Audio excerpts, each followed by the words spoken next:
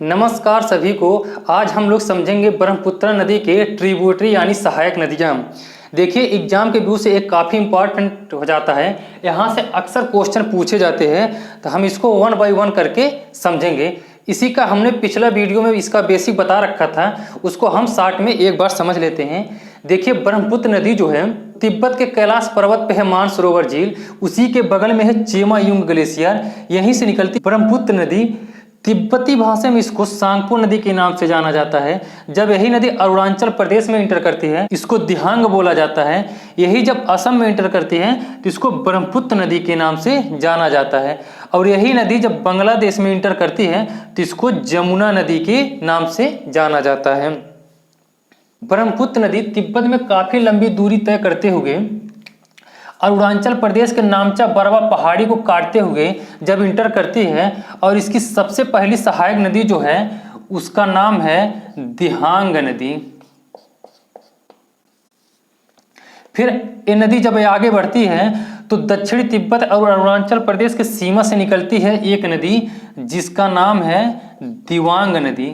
दिहांग और दिवांग नदी अलग अलग है। ये आकर के अरुणाचल प्रदेश में ब्रह्मपुत्र नदी में मिल जाती है। इसके नीचे है ज्याल छू पहाड़ी, यहां से निकलती है लोहित नदी।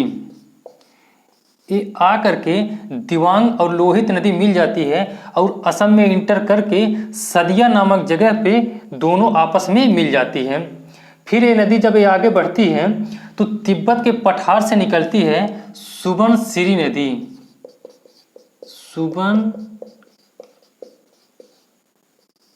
सुबनसिरी नदी आती है और असम में लखीमपुर जिला में ब्रह्मपुत्र नदी में मिल जाती है। फिर ये नदी जब ये आगे बढ़ती है तो नागालैंड में एक है लाईसांग पहाड़ी, यहां से निकलती है धनसिरी नदी। धनसिरी नदी आती है और असम में ब्रह्मपुत्र नदी में मिल जाती है। से जब ये नदी आगे बढ़ती है तो तिब्बत और अरुणाचल प्रदेश के सीमा से निकलती है कामेंग नदी। ये आके असम के तेजपुर जिला में मिल जाती है। धनसिरी नदी और कामेंग नदी दोनों तेजपुर जिला में मिल जाती है।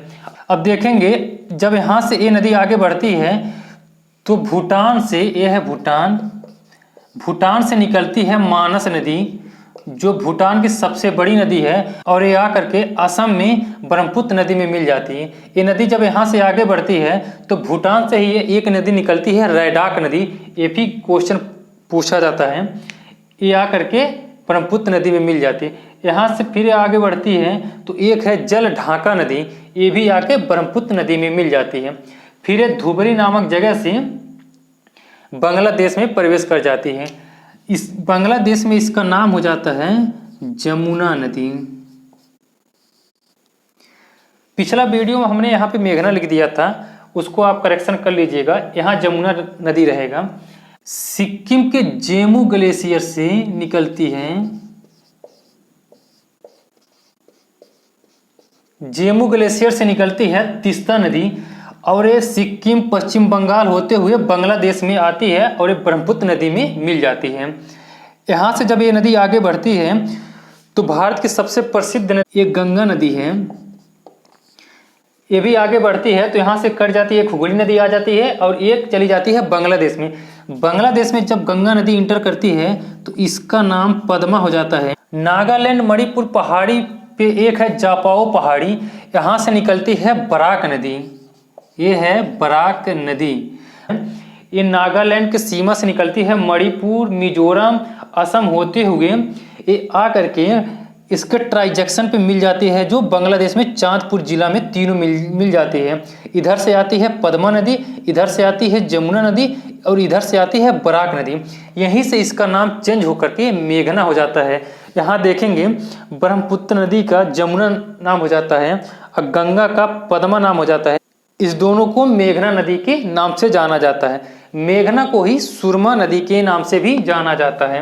ये चांदपुर जिला में बांग्लादेश में मिल जाती है और यहीं से बंगाल की खाड़ी में गिरती है और यहाँ से विश्व का सबसे बड़ा सुंदरवन डेल्टा का निर्माण करती है। ब्रह्मपुत्र नदी के जितने इम्पोर्टेंट ट्रिब्यूटरी थी वो हमने बता दिया है, इसको आप नोट कर लीजिए। फिलहाल तुरंत के लिए आप स्क्रीनशॉट ले लीजिए इसको। लोहित नदी काफ़ी इम्पोर्टेंट है, थोड़ा इसको और समझते हैं। देखिए लोहित नदी जो है इसको खूनी नदी के नाम से जाना जाता है, क्योंकि इसमें लाल अवसाद पाए जाते हैं, इसीलिए इसका पानी लाल है और खूनी नदी के नाम से जाना जाता है। भारत की सबसे लंबी ब्रिज जो बनाई गई है, जिसका नाम है सदिया ढोला ब्रिज, ये 9.15 किलोमीटर की है। इसका नाम बदल करके भूपेन हजारिका ब्रिज नाम रख दिया गया है। भूपेन हजारिका जो थे ये असम के थे, ये लेखक संगीतकार भी थे। इनको कई अवार्ड से सम्मानित किया जा चुका है। यहाँ दोस्तों लाइक और सब्सक्राइब जरूर कर दिया करें। अगले वीडियो में किसी और टॉपिक पे मिलते हैं, तब तक के लिए धन्यवाद।